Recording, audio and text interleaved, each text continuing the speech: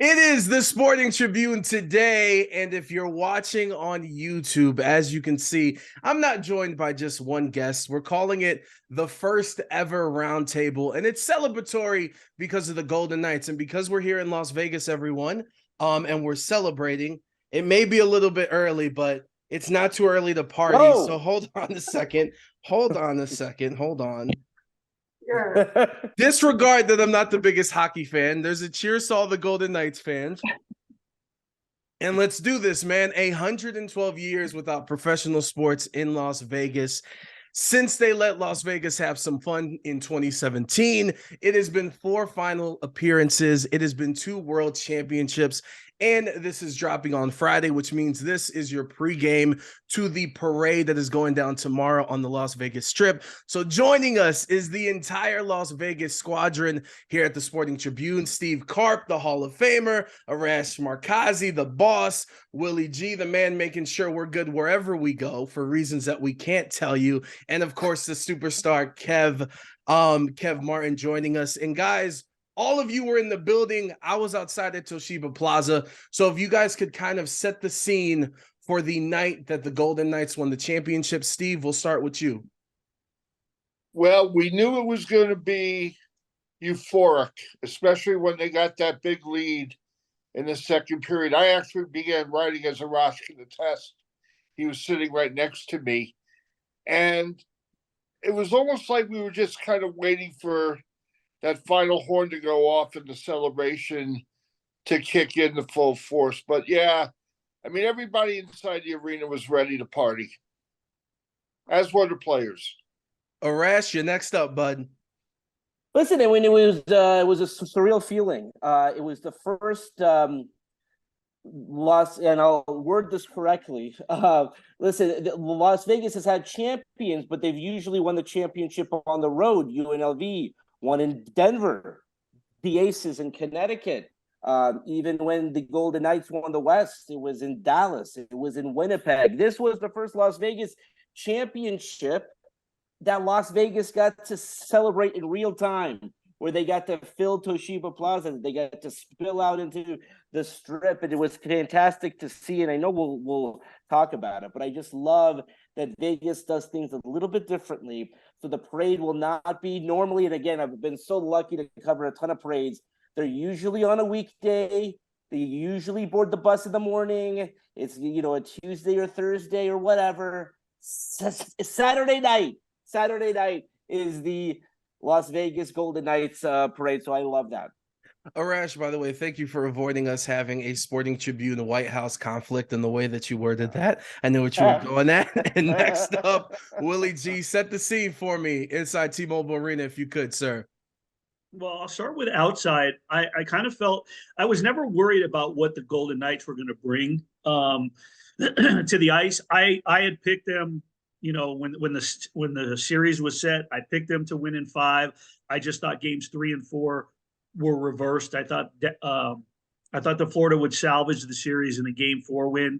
So it was reversed. But I knew that I felt that they were going to win it in 5. What was worrisome and kind of crazy from a fan standpoint, looking at them, was there wasn't a pregame party like normal. Like, it wasn't games 1 and 2 in Toshiba Plaza. It was almost as if it was set up for a celebratory win. And my thought was, wow, if something goes wrong, if Kachuk happens to play, we didn't know the severity of his injury.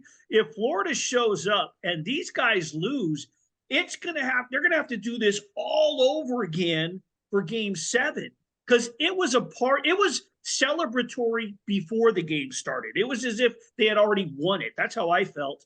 And the second that they went up 1-0, I mean, it was like, okay, when's the next goal coming? Because when these guys get hot, they're unstoppable. They really, that's how it's been all year. When it's like they'll go through a lull in the first 2 periods, and all of a sudden, what was amazing, Steve, you can attest to this.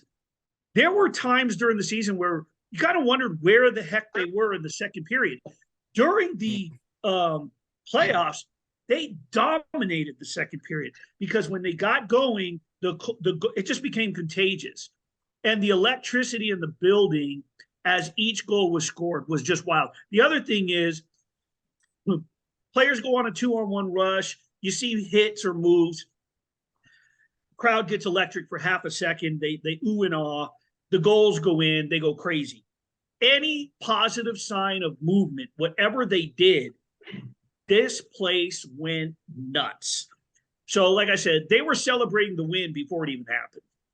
My Cleveland heart is so scared about that, but hey, it worked out. And this is interesting. I love this panel because Steve and Willie, I see you guys as the OG veterans. You've seen everything that's happened in this city. And, you know, it's history. Arash, you're kind of like the arbiter, watching from LA, overseeing everything. And then me and Kev are the outsiders that now live here and call this place home. So Kev, for you being in that building, how did you feel? What were the emotions for you inside T-Mobile Arena? Yeah, I'm going to go even way before I even got down to the arena, waking up. You could feel the excitement around the entire city. I went to Starbucks early up here in Summerlin, and people were already talking. One went away from, bringing the Stanley Cup here to Vegas. So even way before you got to the arena, you could feel the energy building in the entire city. And then, like Willie and everyone said, walking into the arena, you could feel the excitement, and just entering the arena before the game started. I mean, the energy was just off the hook. And, it was funny. It was cool to kind of feel the energy build as they were waiting for that first goal to be scored. And I was sitting there, I was like, when they score, this place is going to go, it's going to be bedlam. And it was absolutely that plus 1,000. So it was really, really cool to see. And, taking a step back and knowing that this was actually the second, obviously, Game 5 closeout game that has been played in T-Mobile Arena. Of course, we all know in 2018, year one, it was a closeout game for the Capitals. So it was a completely different feeling, right? So it was kind of cool to see this script flipped 5 years later in 2023. And, the fans leaving the building in 2018 were obviously upset, crying. And this year it was totally different. So it was kind of cool to see that dynamic, and Vegas finally get the crown. Yeah, it's that pain you got to go through to win the championship. Although Canada hates us, let's all admit it. And by the way, if you guys want to relive some of that excitement, sportingtribune.com. Willie's pieces, Steve's pieces are on there on this team. If you go on our Instagram, Sporting Trib, and our YouTube as well, some of the photos and some of the bedlam, the aftermath, I'll put it, is up on our social media if you want to relive it. And let's go into some of these key players and key parts of this championship team, because every championship team, it's not just one or two players, a coach and a player. Like, this took the entire organization to be able to make this happen in such a dominating fashion like they have, especially in the postseason.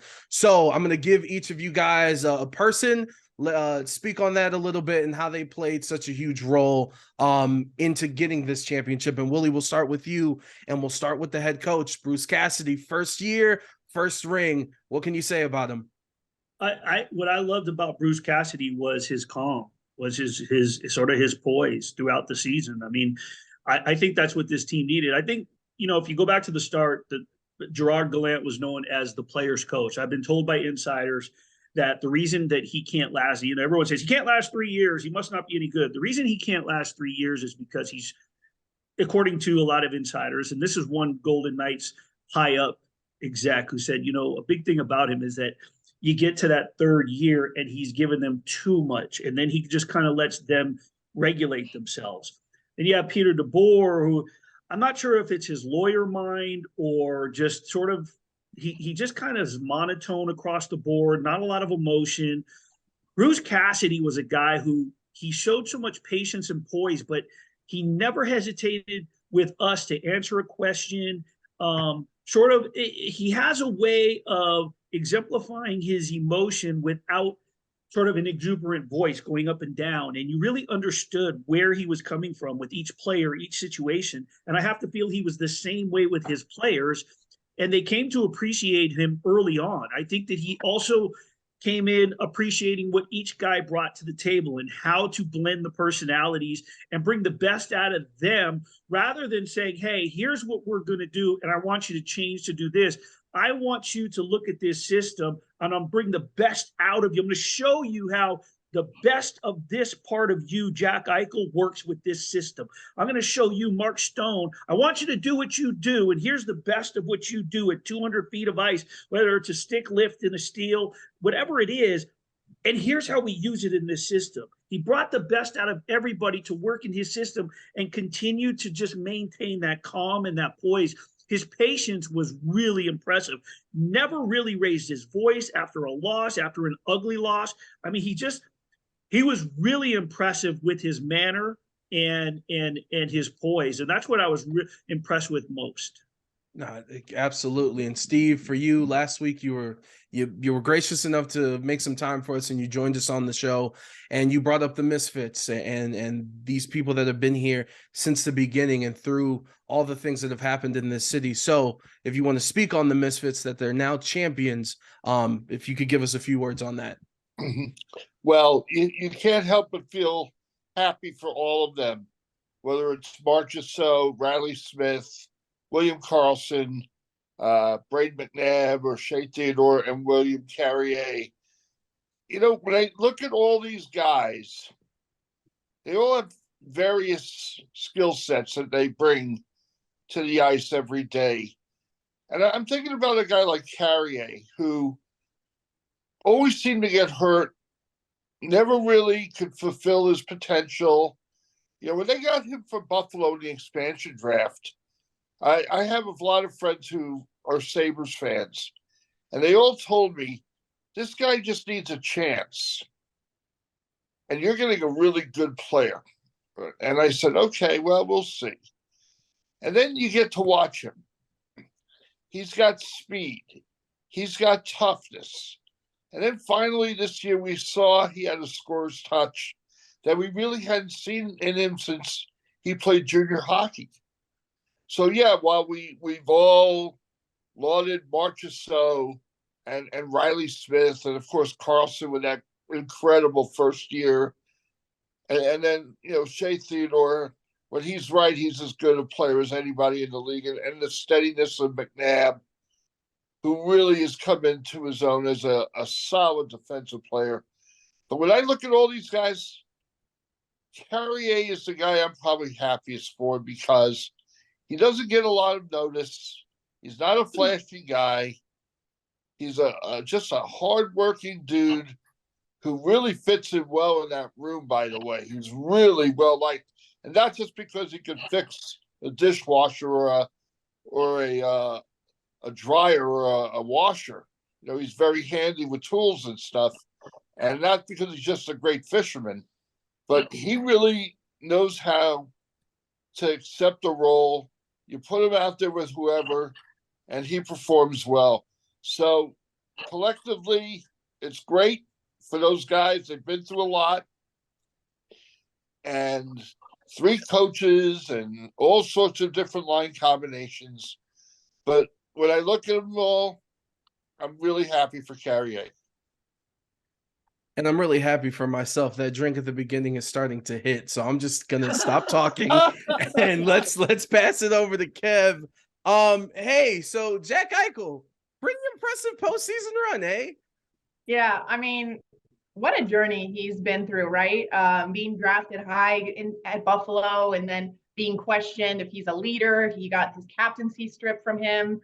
Obviously, everything he dealt with his neck, that risky surgery, everyone was like, even if he does return, is he going to be the same player?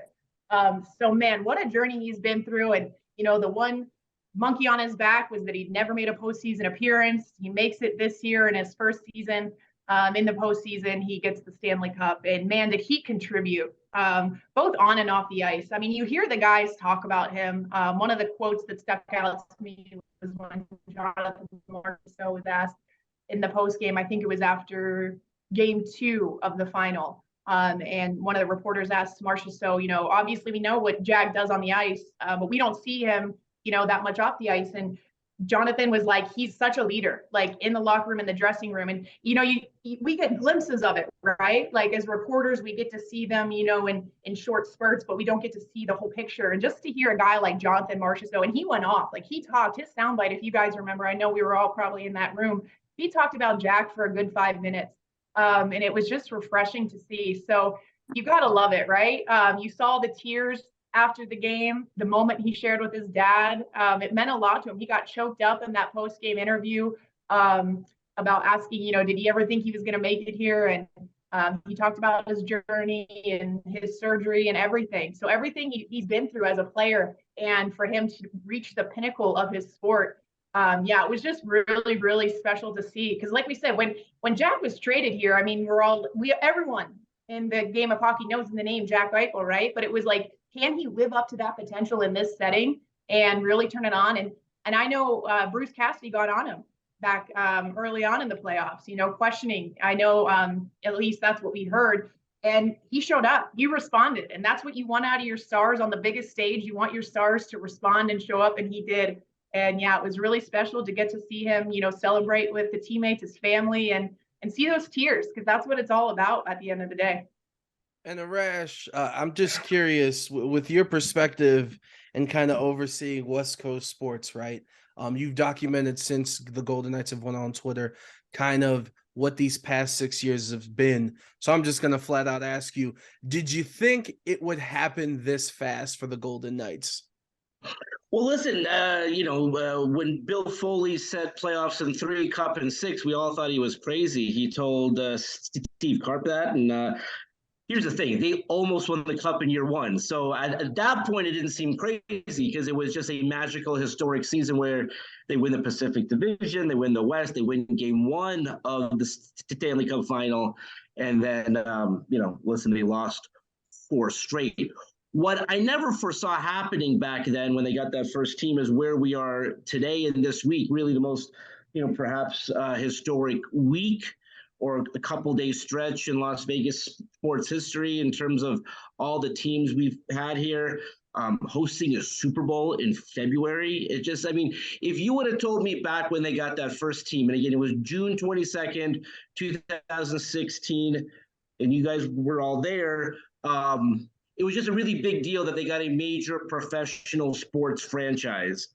I just never foresaw them getting a professional football team, getting the Super Bowl, getting the Pro Bowl, getting the draft, getting the WNBA, and not only just a team, one of the great teams of all time, I think we're probably going to see. So all that's happened here is really cool. And I also think it's really cool that I get to cover this with my great friends. And I'm not just saying that because you guys are here, but I did have that moment on the ice where, you go back to the first Stanley Cup, Carpy's with the Las Vegas Review-Journal, Wille, Associated Press, still with the Associated Press, Kevaney with CBS, and Adrian in college in Tampa, Florida. Anyway.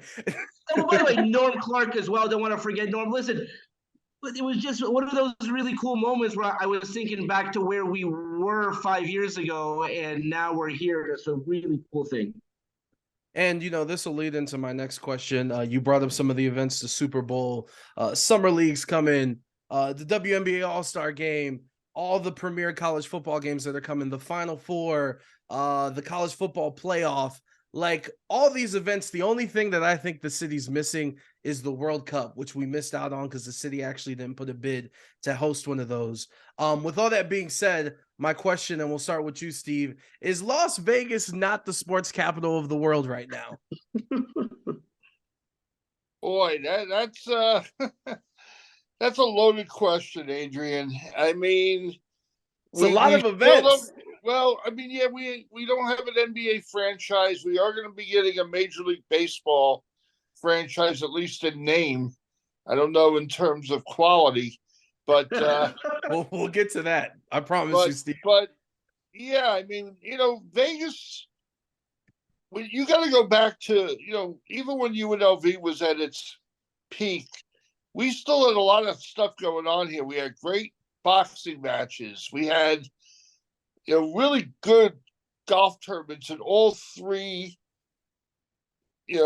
tours, the LPGA, the senior tour, and of course the PGA tour.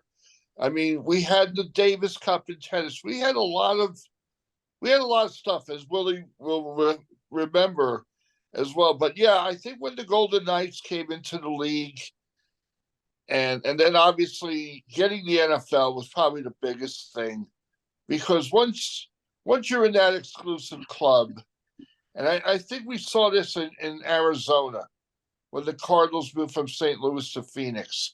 It just elevated that entire city, all right? Because it opened the door for the Diamondbacks to come in Major League Baseball and the Coyotes to move from Winnipeg.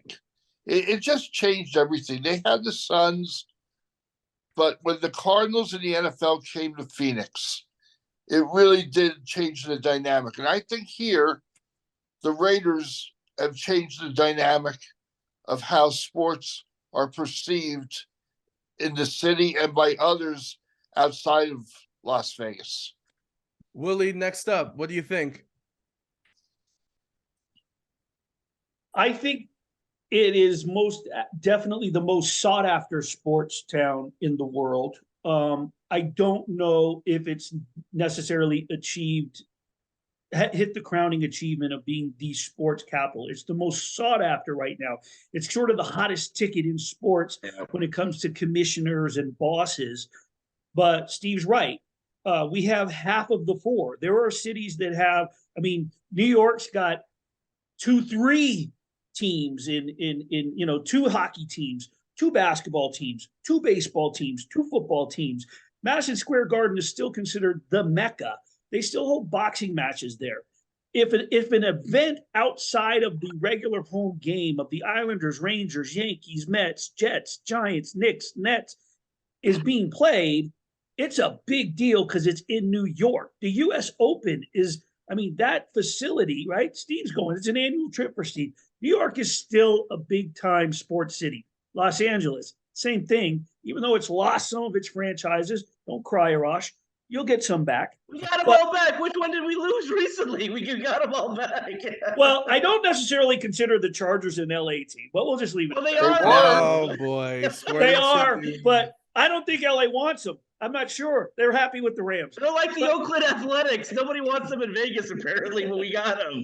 But listen, I Shout think out to Vegas Fernando Ramirez. Anyway, I think it's the most sought after sports town in the world right now because everyone wants to be a part of it. They want to bring their ticket. Like, I think that the officials of the World Cup were probably shocked that Vegas didn't make a bid.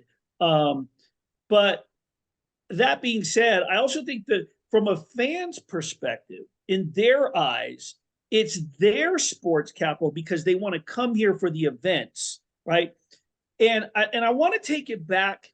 And I know Steve didn't dismiss this. It's just everything that he named. But let's not forget to give credit, in my opinion, to the person who were like the people that are celebrating the other night.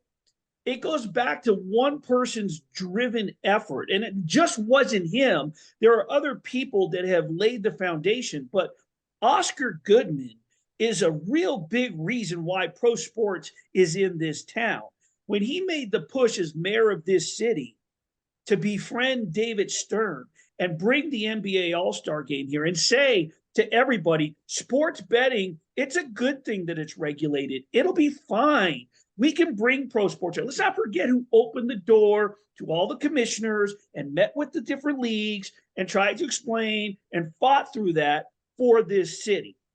All due respect, it wasn't Steve Sisolak or any of the current commissioners or councilmen or current governor. They had a lot to do with pushing the final buttons. But Oscar Goodman had a lot to do with bringing the NBA All-Star game and started opening the eyes beyond professional boxing and big-time boxing matches and other sports that had come here. We are on the verge, yes, of taking over sports in an entirety. The Final Four is coming. The Super Bowl's coming. I could see the BCS considering this. There are going to be, numerous events throughout every single year. Now the F1's coming, right? So we're on the verge of becoming the sports capital, but I don't think that we're there just yet, only because there's still 2 more big leagues that need to arrive. And from there, like I said, I think 3. We got to get soccer here. Soccer too, MLS. There you go. You're getting me choked up, Arash. It got me emotional too. I thought we were going to get the expansion team. It's all good. Hey, Adrian, we can't. Can you guys hear Adrian? Just lost Ooh. him.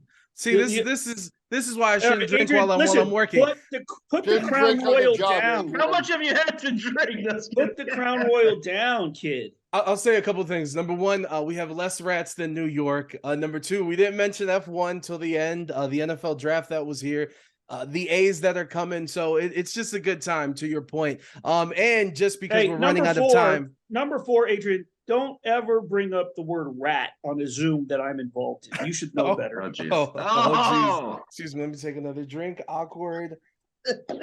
So, because we don't have that much time left, we'll speed round the rest of these questions. Hold Kev, on, Adrian. yes. Let's go a little bit over because I saw you were very passionate about this topic. We got extra time. We do. Okay. Hit me.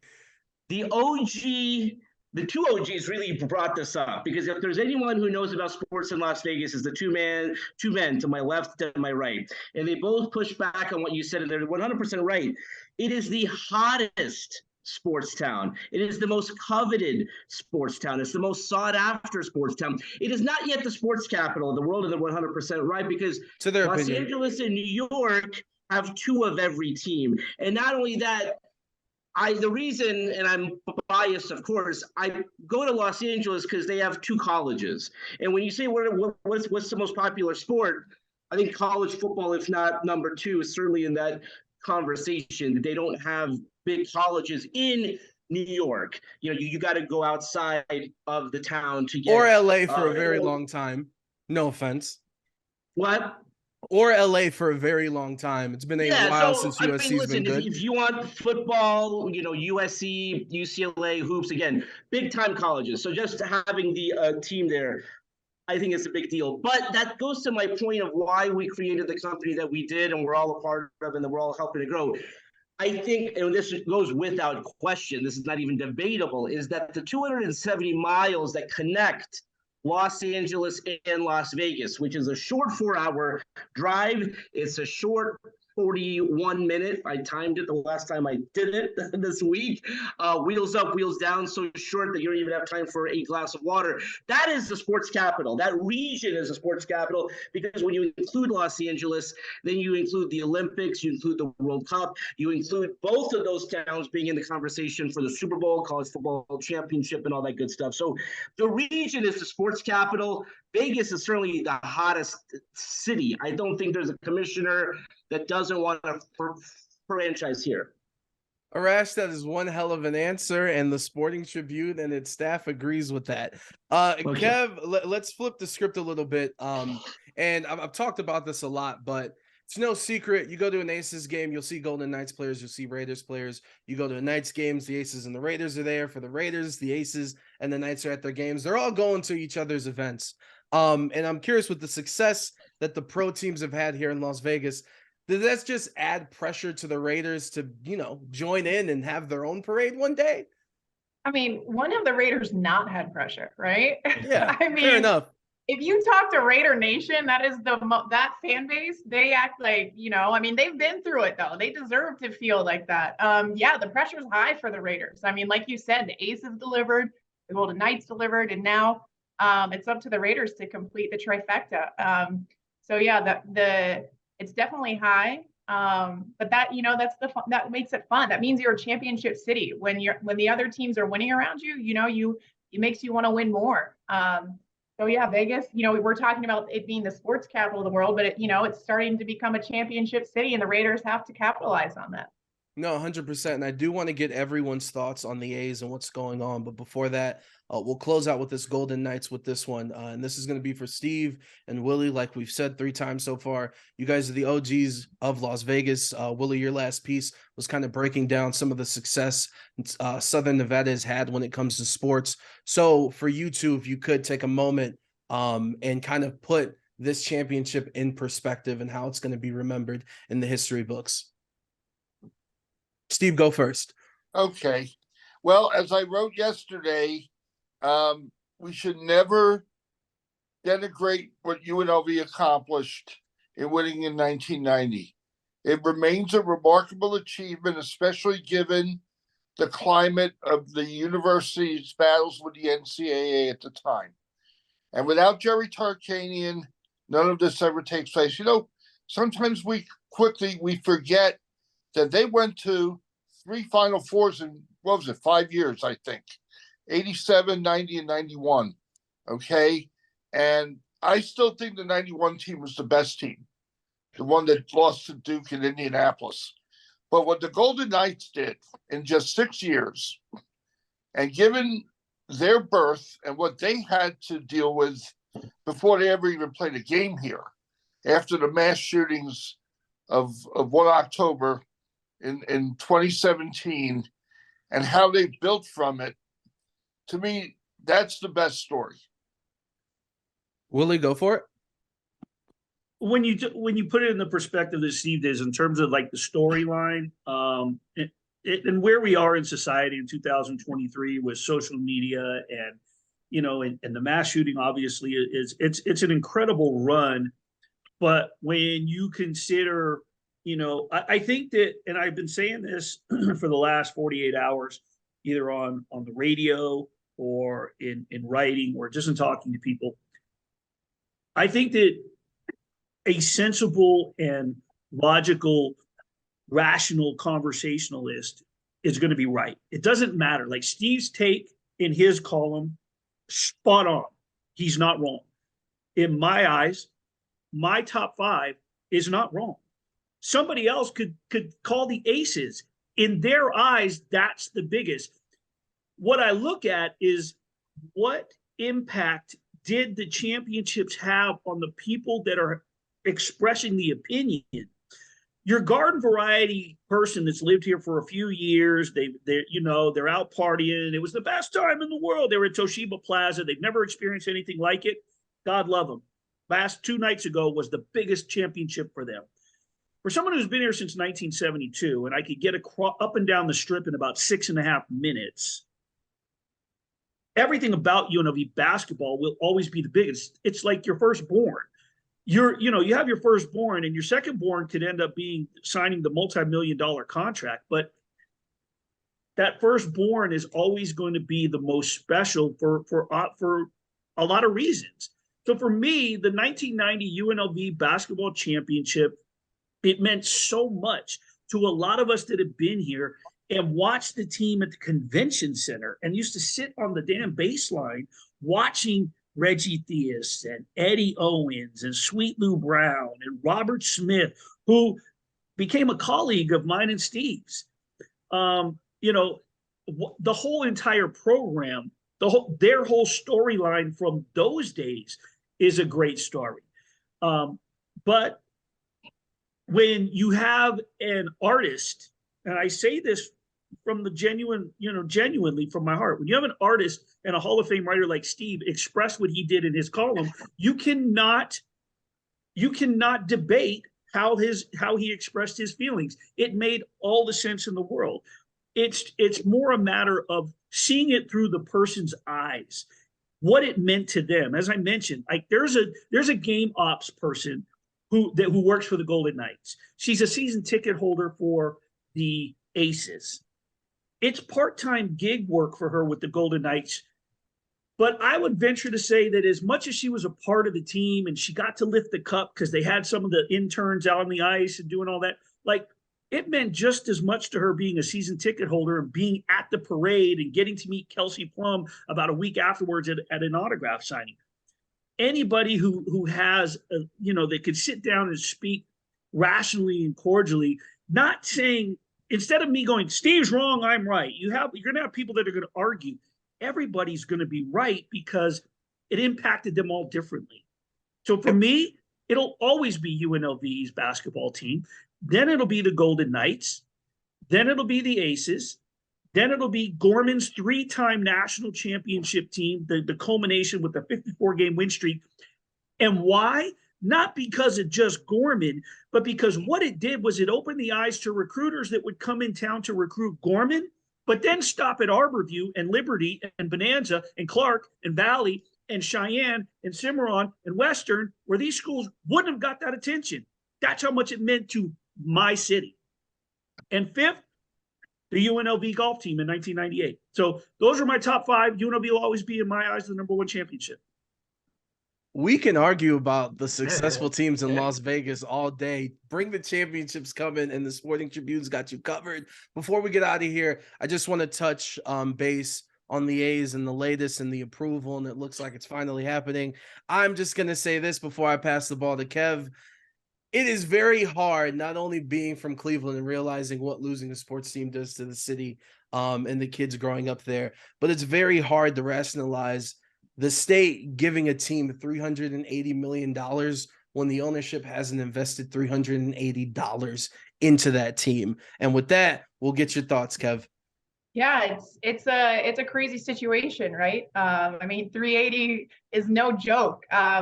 So yeah, I know that, it's right now, it's, talking to everyone here, that there's like mixed reaction in both cities, in both Oakland and Las Vegas. I mean, there's two cities that are going to be affected by this.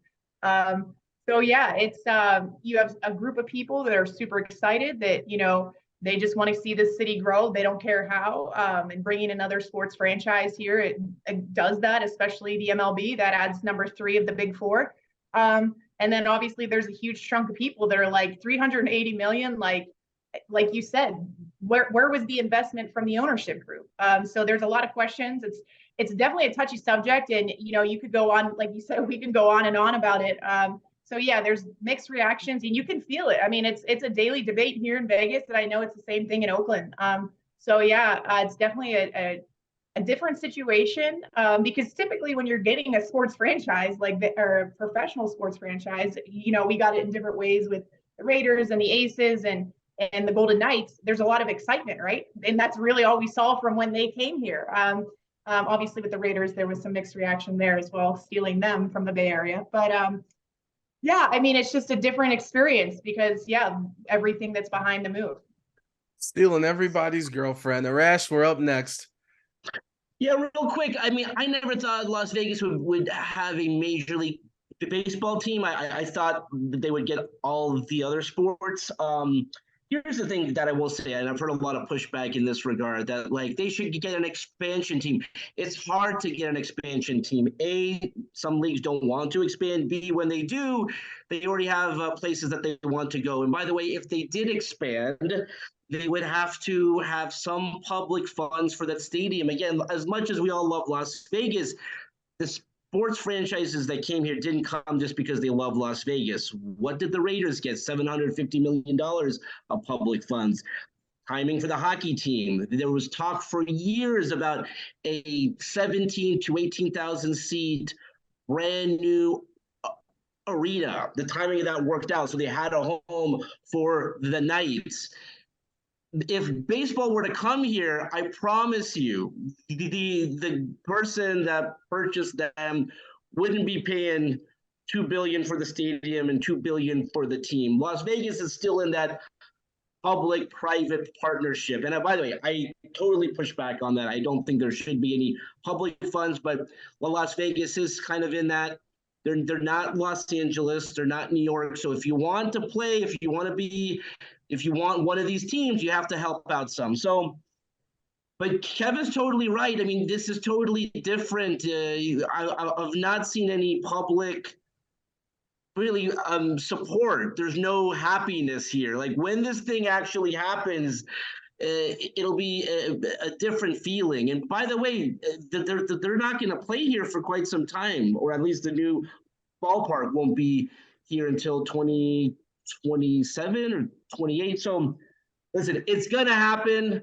I think it'll be good for Las Vegas when it happens. But this has been a blank show. The entire way has been an absolute dumpster fire. I mean, to your point, and we don't have to get into it because we're running out of time, but even just the fact that it got approved while the entire city was watching a hockey game was kind of scummy. Steve, we'll go to you on this. I mean, I'm writing about this for later today in the Sporting Tribune in my column. I just think it's been handled so poorly from the get-go. And in a way, I feel like we're being used to stick it to Oakland. And I just feel bad for the fans there and the people there, because they had a really good deal, a far better deal, a far more expensive deal, ready to go had it not been for a grant that had been poorly written by the city. They were going to get $390 million from the federal government, which would have probably covered the rest of the costs for the infrastructure to build at Howard Terminal. I just think the A's have gone about this in a very haphazard way, flying by the seat of their pants, and we went along with it. And I, like Arash said, I'm not hearing a whole lot of whoop-de-doo. We're getting the A's. I mean, I think there's a lot of people in town who are really big-time baseball fans. I'm one of them. Willie's another. We love the game. We've loved having our minor league AAA team here for 40 years, and especially now, because we have the best ballpark in minor league baseball. We have a team that's community invested and an ownership group that cares about Las Vegas. I'm not seeing that with John Fisher and Dave Cavall and the A's. All right, they're going to have to prove to me that they really give a damn about this city that they're relocating to, because they sure as hell didn't care about Oakland. So let's see what happens. We're getting a team.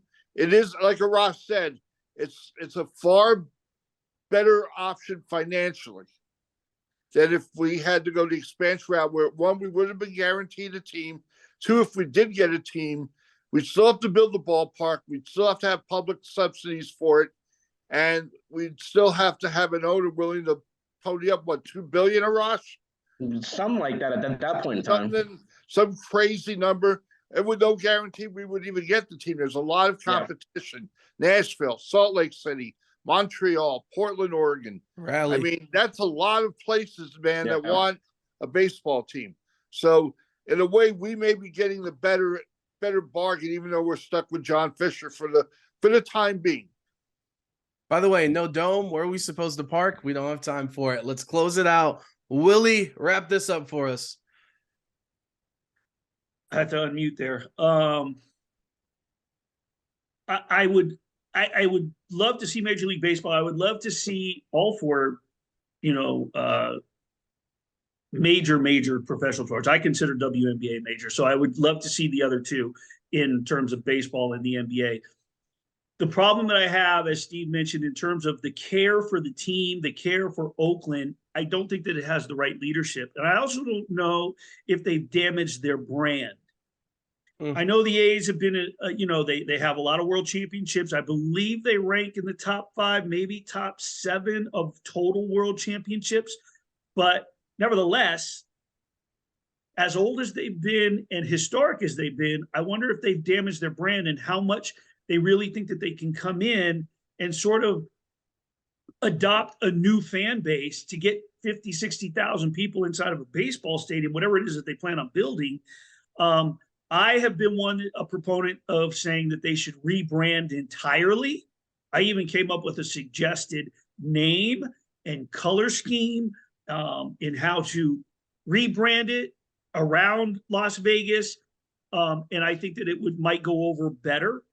I think baseball could eventually work. I just think if they stick to the A's, it's going to take some time. And I will say this.